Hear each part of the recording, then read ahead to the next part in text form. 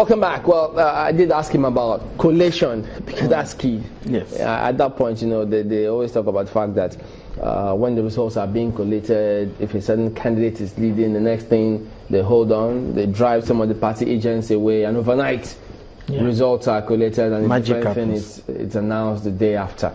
So that's key. But yes, I also pointed out to the senator. Now we've seen that they talked about results shall now be electronically collated and then transmitted. But do you think that this particular provision is enough? Because I also brought to his notice the collation officers. This seems to be silent about them, because that's at the point where a lot can go wrong. Yes. You know, there is no single piece of legislation that could completely solve a problem. For this particular issue, I keep emphasizing that it does not take away the responsibility of vigilance from the citizens, you know, from people who have interests, you know, party officials and the rest. And the good thing about the bill is that, the amendment is that it's not removing the use of manual. At least the state at which our country is, even in the United States, you know, the less controversial areas in their last election were places where manual counting, you know, and what have you was done. So the vigilance, the onus of vigilance still rests on citizens. The law is good as has been amended, proposed for amendment. Now, part of the issues will be that you also back that with a law that ensures that security agents, electoral officers, and whoever distorts or attempts to disrupt that process will be adequately punished. Because if you don't put that in place, most of what has been recommended here has been, any INEC staff who does this, any INEC staff who does. Yeah, we know that a lot rests on the INEC staff, but it's not always a matter of just inducement with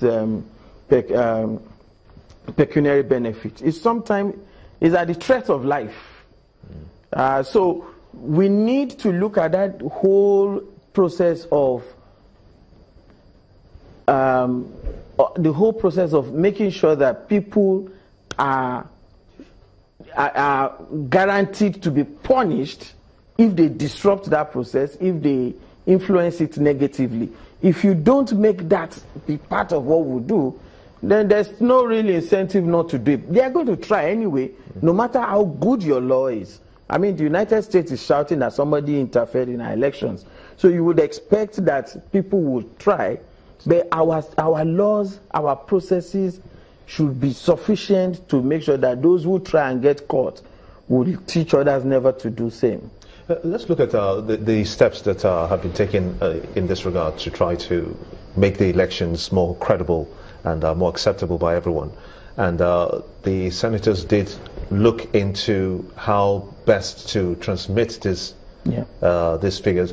What do you make of having a more robust process, even at the polling units, where electronic, of course, you did mention that the technological age has advanced that much. How do we begin to embrace that, just so that when people vote right there at the polling units, you're able to have a pictorial or visual, electronic visual of what is happening there?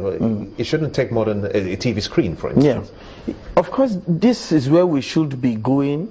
I'm not sure we can exactly get there by 2090 because of the huge investment, but we can at least move closer by ensuring that, if not at ward level, then at least at local government level, there should be a screen.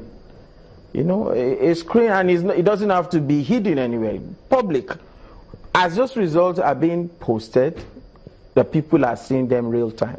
So when you put that as beside also citizen ensuring that what comes out from the polling units are credible, then we are moving closer. Like I said, it's not going to be a leap.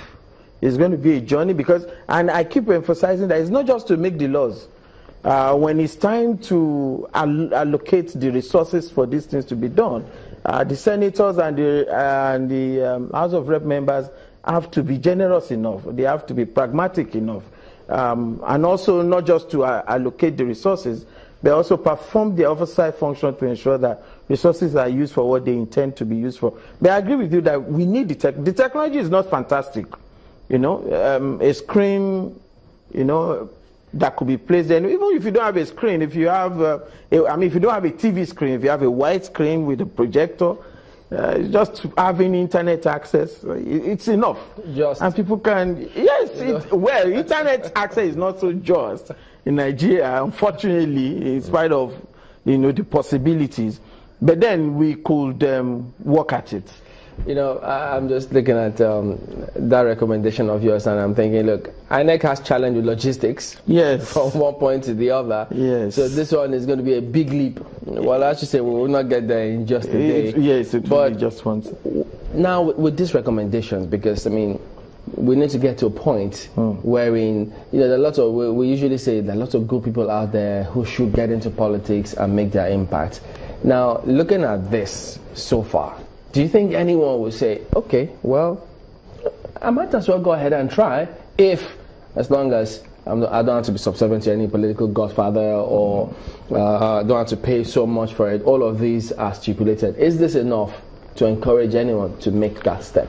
It's an improvement, though it's not enough, but it's an improvement. At least now political parties can't just say, come and pay 30 million, 100 million. So it's an improvement. The councillors is about 150,000, chairman 250,000. So if people are sufficiently interested in you to be their councillor or chairman, they can actually come together to, you know, raise that money. So some of this actually is moving us closer. My hope is that the Senate appears to have taken a bold step. I'm hoping that the House of Rep will go even further, and that the Nnamani committee, which is representing the executive in this regard, will also do better. And when they all harmonize these positions, we actually even have a better deal than what the Senate is currently presenting to us. It's a good step. Mark, yeah, just quickly, I was asking, I asked the Senator Kyari whether or not, you know, why they did not attempt to change who bears the honors when they go to court. Do you think that INEC should be bearing the honors of proving that they conducted elections, or do you think that it should continue to remain with the candidate as it stands? It's unfortunate that the senators permit me to use the word chickened out in that regard. This is something that has been in the front burner of electoral reform demand for quite a while.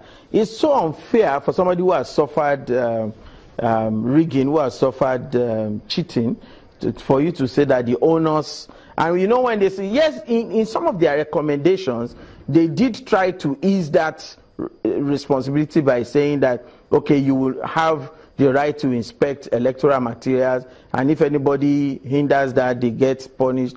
But people don't necessarily, I mean, that has always been the law. People don't necessarily come out to just hinder you from accessing the materials you need to prove your case.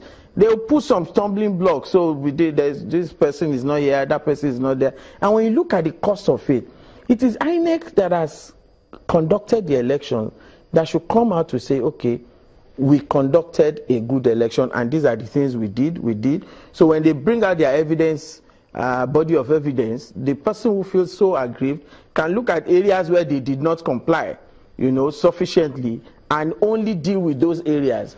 But the way it is, the onus of proving that election has been properly conducted should be on the umpire that conducted it, not on the person who feels aggrieved. Of course, people will say that then that could also give room to a lot of frivolous claims. We know that. We can look at the laws, look at the process and the system to ensure that frivolous claims and unserious people don't just abuse that and, you know, make the whole thing too cumbersome, you know, for INEC to deal with.